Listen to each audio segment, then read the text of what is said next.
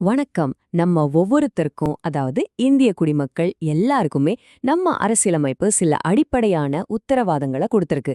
இத தான் நம்ம அடிப்படை உரிமைகள்னு சொல்றோம். இது சும்மா ஒரு சட்ட புத்தகத்துல இருக்கிற வார்த்தைகள் கிடையாதுங்க. இது நம்ம சுதந்திரத்தோட அஸ்திவாரம். அது ஏன் அவ்ளோ முக்கியம், நம்ம வாழ்க்கையில அதோட பங்கு என்னன்னு தான் இப்ப நம்ம பார்க்க போறோம். இந்த உரிமைகள் எவ்வளோ முக்கியம்னு புரிய வைக்க நம்ம அரசியலமைப்பின் தந்தை டாக்டர் பி.ஆர். அம்பேத்கர் சொன்ன ஒரு விஷயத்திலிருந்தே ஆரம்பிக்கலாம். அவர்கிட்ட இந்த அரசியலமைப்பிலேயே ரொம்ப முக்கியமான ஒரு பிரிவு எதுன்னு கேட்டதுக்கு அவர் சொன்ன பதில், அது அரசியலமைப்பின் ஆன்மா, அதன் இதயம் அப்படின்னு சொன்னார். யோசிச்சு பாருங்க, வெறும் விதிகள்னு சொல்லாம ஆன்மா, இதயம்னு சொல்றாருன்னா, இந்த உரிமைகள் தான் நம்ம அரசியலமைப்போட உயிர் மூச்சுங்கிறதுக்கு இதைவிட பெரிய சாட்சி தேவை. சரி, அப்போ ஆன்மா, இதயம்னெல்லாம் சொல்றாங்களே, அப்படி என்னதான் ஸ்பெஷல் இந்த உரிமைகள்ல? வாங்க கொஞ்சம் ஆழமா உள்ள போய் பார்க்கலாம். ரொம்ப சிம்பிளா சொல்லணும்னா, இந்த அடிப்படை உரிமைகள் நமக்கு ஒரு ஷீல்டு மாதிரி. அரசாங்கம் நினைச்ச மாதிரி நம்ம சுதந்திரத்தை பறிக்க முடியாது. இது நம்மளோட தனிப்பட்ட வளர்ச்சிக்கும் நம்ம கண்ணியமா வாழ்றதுக்கும் கொடுக்கப்பட்ட ஒரு கேரண்டி. இந்த உரிமைகள் எங்க இருக்குன்னு பாத்தீங்கன்னா, நம்ம அரசியலமைப்போட பகுதி 3ல ஆர்டிகிள் 12ல இருந்து 35 வரைக்கும் இருக்கு. இத இந்தியாவின் மகா சாசனம்னு கூட சொல்லுவாங்க. ஆனா இதுல ரொம்ப ரொம்ப முக்கியமான விஷயம் என்னன்னா, இந்த உரிமைகள் ஜஸ்டிசியபிள். அதாவது உங்க உரிமை ஏதாவது மீறப்பட்டா நீங்க நேரா கோர்ட்டுக்கு போய் நியாயம் கேட்கலாம். அதனாலதான் நீதித்துறையே இந்த உரிமைகளோட பாதுகாவலன்னு சொல்றோம். இந்த உரிமைகள்ல முதல் அண்ட் மோஸ்ட் ஃபண்டமெண்டல் சமத்துவத்துக்கான உரிமை. சட்டம் நம்ம எல்லாரையும் எப்படி ஒரே மாதிரி பாக்குதுன்னு பார்க்கலாம் வாங்க. இந்த ஆர்டிகிள் 14ல 2 முக்கியமான ஐடியா இருக்கு. ஒன்னு, சட்டத்தின் முன் அனைவரும் சமம். அதாவது நீங்க யாரா வேணா இருங்க, சட்டத்துக்கு முன்னாடி எல்லாரும் ஒண்ணுதான். இன்னொன்னு, சட்டங்களின் சமமான பாதுகாப்பு. இதுக்கு அர்த்தம், ஒரே மாதிரி சூழ்நிலையில இருக்கிறவங்களுக்கு சட்டம் ஒரே மாதிரி தான் பொருந்தணும். உதாரணத்துக்கு, டிராஃபிக் ரூல்ஸை மீறினா ஒரு சாதாரண ஆளுக்கு என்ன தண்டனையோ அதேதான் ஒரு பெரிய பதவியில இருக்கிறவருக்கும். இதுதாங்க உண்மையான சமத்துவம். இந்த சமத்துவம் வெறும் பேப்பர்ல இல்லாம நிஜ வாழ்க்கையில வரணும்ல. அதுக்குதான் அடுத்தடுத்து சில முக்கியமான விதிகள் இருக்கு.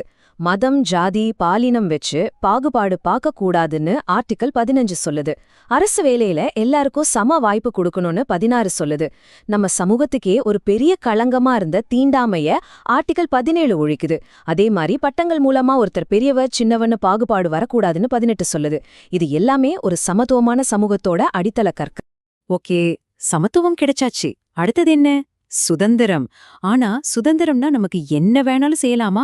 அங்கதான் ஒரு சின்ன ட்விஸ்ட் இருக்கு. அது என்னன்னு பார்க்கலாம். ஆர்டிகிள் 19 நமக்கு ஒரு 6 சூப்பரான சுதந்திரங்களை கொடுக்குது. என்னென்ன தெரியுமா? நம்ம பேசலாம், நம்ம கருத்துக்களை சொல்லலாம், அமைதியான முறையில கூட்டம் கூட்டலாம், சங்கங்கள் ஆரம்பிக்கலாம், இந்தியாவுக்குள்ள எங்க வேணும்னாலும் போகலாம், எங்க வேணும்னாலும் வாழலாம், நமக்கு பிடிச்ச எந்த தொழிலையும் செய்யலாம்.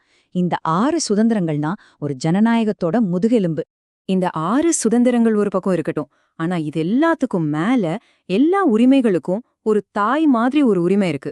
அதுதான் ஆர்டிகிள் 21, வாழ்வதற்கான உரிமை மற்றும் தனிநபர் சுதந்திரம். இத நம்ம அடிப்படை உரிமைகளோட மகுடம்னே சொல்லலாம். இங்கதான் ஒரு மேஜிக்கே நடக்குது. வாழ்வதற்கான உரிமைனா என்ன? சும்மா உயிர் வாழறதா? இல்லவே இல்லைன்னு நம்ம சுப்ரீம் கோர்ட் சொல்லிடுச்சு. கண்ணியத்தோட வாழ்றது, சுத்தமான காத்த சுவாசிக்கிறது, நம்ம தனிப்பட்ட விஷயங்களை பாதுகாக்கிற பிரைவசி உரிமை, ஏன் நல்ல கல்வி கிடைக்கிற உரிமை வரைக்கும் எல்லாமே இந்த ஒரே ஒரு ஆர்டிகிளுக்கு கீழே தான் வருது. காலத்துக்கேத்த மாதிரி இந்த உரிமை வளர்ந்துகிட்டே இருக்கு. சரி, கண்ணியமான வாழ்க்கைன்னு சொல்றோம். ஆனா சமுதாயத்துல ஒருத்தர் சுரண்டிட்டு இருந்தா அது எப்படி கண்ணியமான வாழ்க்கையா இருக்கும்? அதையும் நம்ம அரசியலமைப்பு யோசிச்சிருக்கு. அதுக்கு என்ன பாதுகாப்பு இருக்குன்னு பாப்போம்.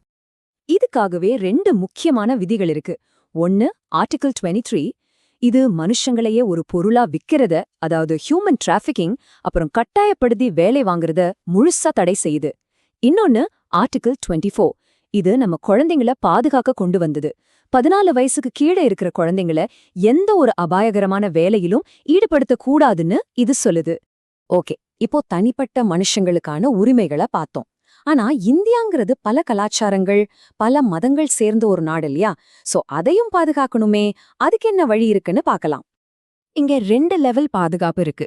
முதல்ல ஆர்டிகிள் 25ல இருந்து 28 வரைக்கும் தனிப்பட்ட முறையில நீங்க எந்த மதத்தை வேணும்னாலும் நம்பலாம், பின்பற்றலாம். அது உங்க முழு உரிமை. ரெண்டாவது, ஆர்டிகிள் 29 மற்றும் 30 சிறுபான்மையினரா இருக்கிற சமூகங்கள் அவங்களோட மொழி, கலாச்சாரத்தை பாதுகாக்க தனியா கல்வி நிறுவனங்களை ஆரம்பிச்சு நடத்தலாம். இதுதான் நம்ம பன்முகத்தன்மையோட அழகு. சரி, இவ்ளோ உரிமைகள் இருக்கு, எல்லாம் சூப்பர். ஆனா ஒரு கேள்வி, இந்த உரிமையை யாராவது மீறினா என்ன பண்றது? நம்ம யார்கிட்ட போய் சொல்றது? வெறும் சட்ட புத்தகத்துல இருந்தா போதுமா? இதுக்கு ஒரு தீர்வு வேணும்ல. அதுதான் இப்ப நம்ம பார்க்க போற அல்டிமேட் உரிமை. ஆமா, ஒருவேளை உங்க உரிமை மீறப்பட்டா என்ன நடக்கும்? அதுக்கு தான் நம்ம அரசியலமைப்பு ஒரு மாஸ்டர் கீ கொடுத்திருக்கு. மத்த எல்லா உரிமைகளையும் பாதுகாக்கிறதுக்காகவே ஒரு உரிமை. அதுதான் ஆர்டிகிள் 32, அரசியலமைப்பு தீர்வுக்கான உரிமை. இதுல இருக்கிற சுவாரஸ்யம் என்னன்னா, இதுவே ஒரு அடிப்படை உரிமை. இது மூலமா நம்ம நேரடியா உச்சநீதிமன்றத்துக்கே போய் நியாயம் கேட்கலாம். இந்த உரிமைகளை அமல்படுத்த உச்சநீதிமன்றம் சில பவர்ஃபுல் கருவிகளை வச்சிருக்கு. அதுக்கு பேரு ரிட்ஸ் அல்லது நீதி பேராணைகள்.